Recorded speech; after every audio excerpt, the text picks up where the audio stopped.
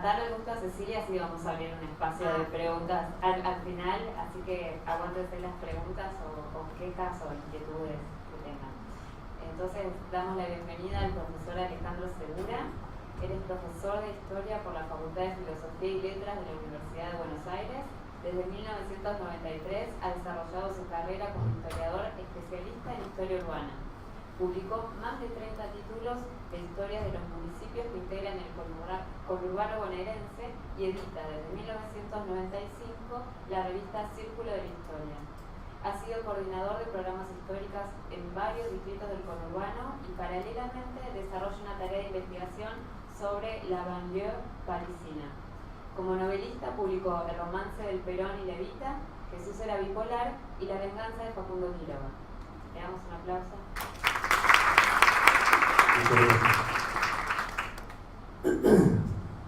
Bueno, yo me voy a referir a la relación entre el escritor y el corrector. Básicamente es una relación de enemigos, digamos, ¿no? Porque, digamos, el escritor o el artista en general está estigmatizado por la creatividad y el corrector por la norma, de modo que son cosas básicamente opuestas. Lo que yo voy a decir son una serie de reflexiones inconclusas, desde el mismo título, porque lo llamé el intermediario y después me di cuenta que me equivoqué con el título, de modo que todo lo que viene después también puede estar equivocado. Yo pensaba que el intermediario era el corrector y después me quedé pensando si el intermediario no es la obra, el escrito, entre el corrector y el que escribe, el escritor. Así que bueno, ya cambiemos el título. Lo que voy a comentar es el resultado de una experiencia personal, que es la de haber entrado en contacto con una correctora, que es la licenciada Nuria Gómez Velar. De modo que esto que digo es una serie de comentarios, como les digo, desordenados, que tal vez o seguramente no se puede aplicar al resto de las relaciones escritor-corrector. La tarea de un escritor profesional comienza en el momento en que decide dar a conocer la obra. Las formas en que desea hacerlo dependen de sus intereses, pero es inevitable que en el proceso de profesionalización se encuentre con la figura del corrector literario. Digo esto porque yo soy un escritor de Facebook. Me encontré con Nuria Gómez Velar a través de Facebook. Es decir, yo publicaba mis cosas en Facebook, salvo mis libros de historias locales. Yo hago historia urbana, historias de aldeas, justamente, y en eso sí he publicado varios trabajos, pero a nivel de literatura, bueno, soy un escritor de Facebook, todavía me sigo considerando de esa manera. En la actualidad el escritor no puede posicionarse como autor, no puede estar definido en su totalidad, su compromiso con la comunidad, no se haya concluida su presentación, su toma de partido frente a las cosas, no puede ejercer su gesto de comienzo si no existe esa figura mediadora previa al contacto con otras instancias, que es la figura del corrector. De modo que si una persona que escribe decide desvincularse de quienes dan a conocer sus sentimientos a sus amigos, puede dar a conocer sus escritos a sus amigos, si es que lo desea, pero luego un corrector. Trataré de referirme al vínculo que el escritor establece con el corrector a partir del momento en que decide dar el paso que lo llevará desde la buena voluntad inicial de sus misteriosas elucubraciones al fracaso consciente que implica convertirse en un escritor para los otros. Creo que el escritor y el corrector han de ser personas que se tengan miedo mutuamente, el santo temor del que se nos ha hablado a los que provenimos de una tradición religiosa como la cristiana. Si no hay miedo mutuo, si no hay santo temor, no hay posibilidad de relación. El escritor hará aspavientos de sus conocimientos, el corrector hará aspavientos de sus conocimientos y el escritor hará aspavientos de su locura. Esta pelea inicial, si todo va bien, provocará la emergencia de la obra en algún momento. Hecha pedazos en esta pelea, finalmente lo que surca nunca será la tarea de un solitario, sino tal vez de dos solitarios. Conocí a Nuria Gómez Velar, mi correctora, en el preciso instante que decidí inscribirme en una cátedra de literatura. Como dije, mi formación es la de historiador y no la de escritor. Y lo primero que me pasó con Nuria fue que me asustó la enormidad de sus conocimientos y en un principio incluso tuve miedo de que me desechara. Así empezó esta relación de santo temor, al menos para mí. Analizados por separados, en el momento previo a la obra, se pueden afirmar algunas cosas acerca de un escritor y un corrector, pero es solo en el andamiaje que construyen, en ese enfrentamiento de ganancia cero, en el que verdaderamente se puede establecer las condiciones de cada uno. Que por otro lado, estas dos figuras cambien posiciones es bastante común y un hecho notorio, aunque no notable. El escritor hará muchas veces la labor del corrector y el corrector en varias oportunidades el escritor. Pero seguramente en esta relación, que no puede ser otra que cara a cara, se pueden establecer diferencias entre ellos.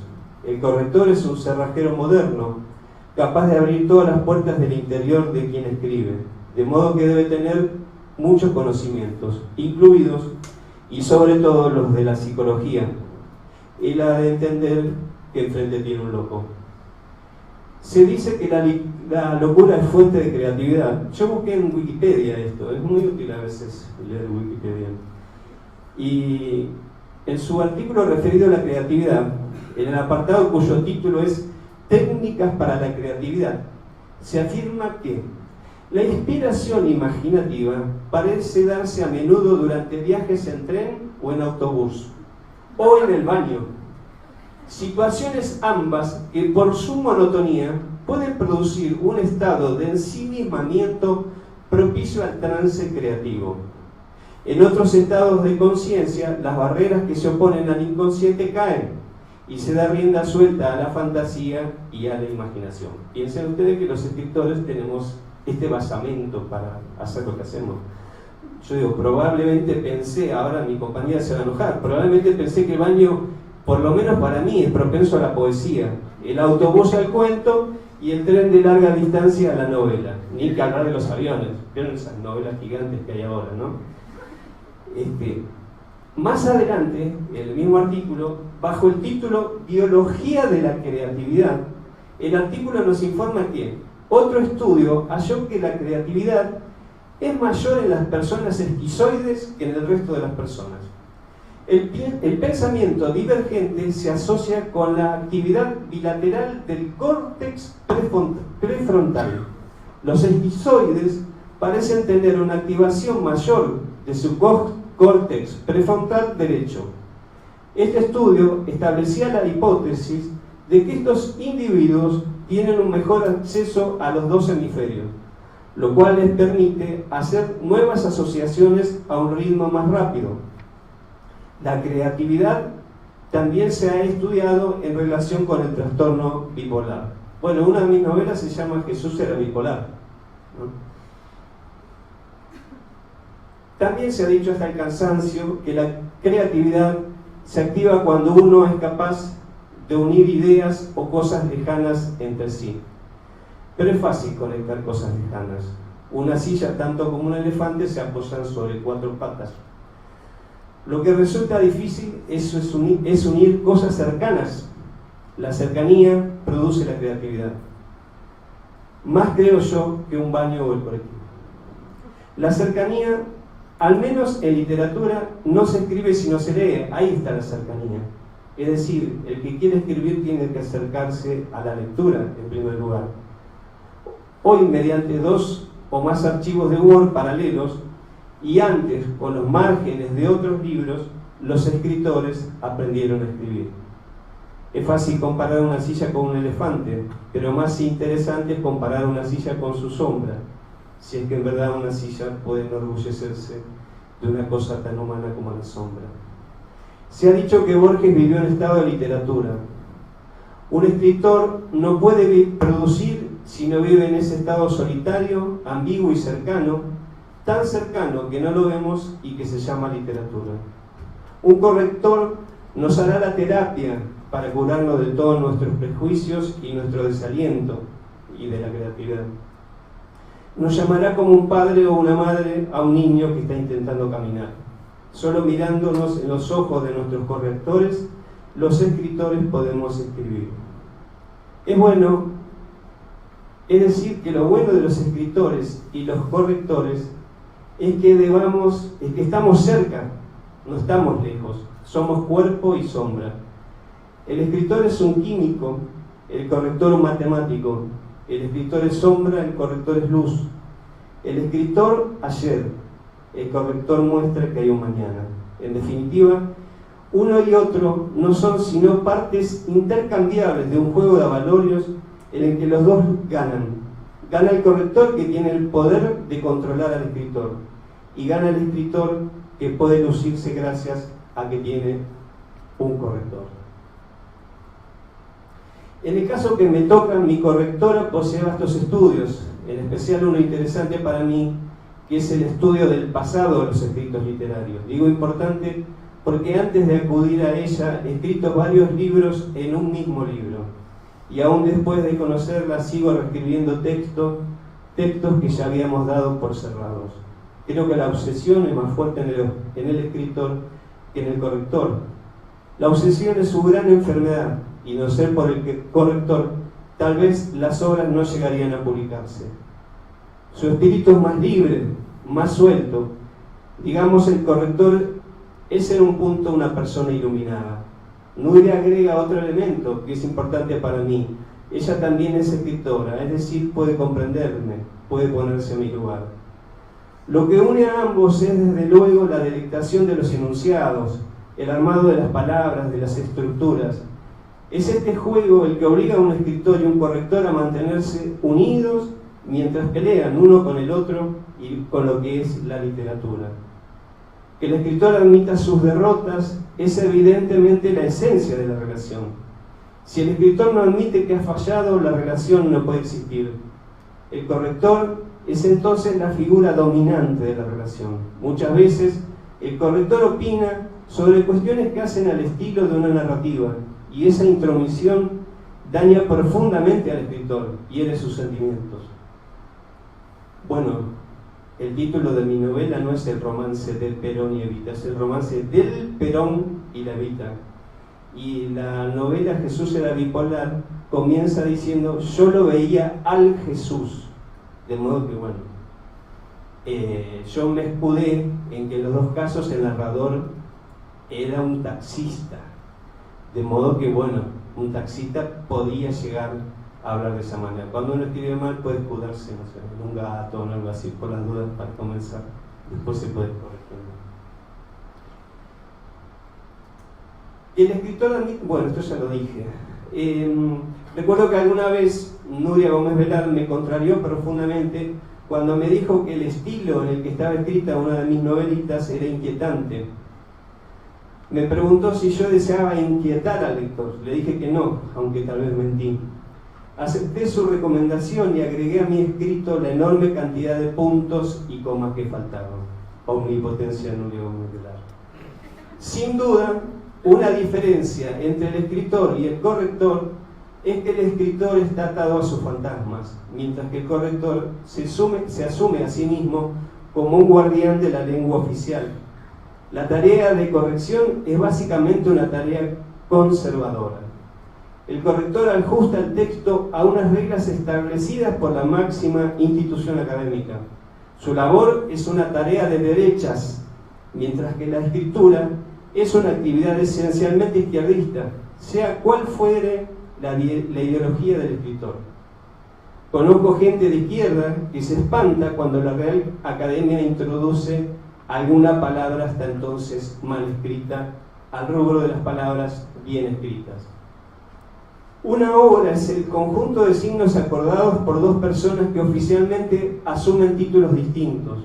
Si la unión de estas dos personas es un fuerte y amigable abrazo, la obra es lo que está en el centro de ese abrazo. Básicamente no existe como pertenencia.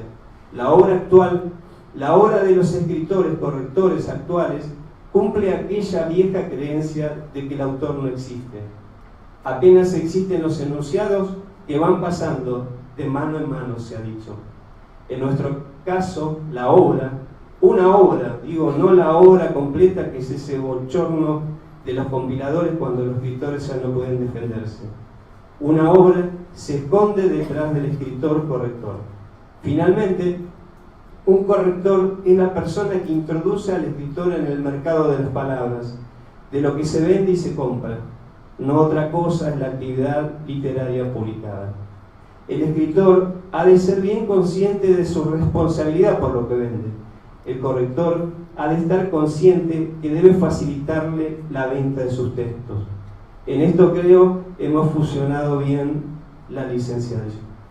Respecto de mi responsabilidad como escritor, tanto con la comunidad de lectores como con la literatura, entiendo que voy progresando, porque cada vez reniego más de lo que he escrito con mi correctora. Pero como ella tiene escrito en su página web, cuando hay una tormenta los pajaritos se esconden, pero las águilas vuelan más alto, seguramente he de seguir siendo un pajarito, pero quién sabe, tal vez gracias a ella crea que somos un águila. Debo decir que desde que conozco a mi correctora me he vuelto más consciente de mi actividad. He aprendido a respetarla más. He aprendido que antes de que mis escritos sean conocidos, deben contar con su aprobación. He aprendido que es mejor un trabajo profesionalizado con la guía y ayuda de un profesional que ha estudiado y tiene títulos al respecto, en este caso muchos, y he aprendido que nunca el curso de mi simple y vaporosa imaginación puede culminar en un auténtico libro si no es por la intermediación de mi correctora. Seguramente en el futuro firmaré mis novelitas como Bustos y Domecq. Gracias.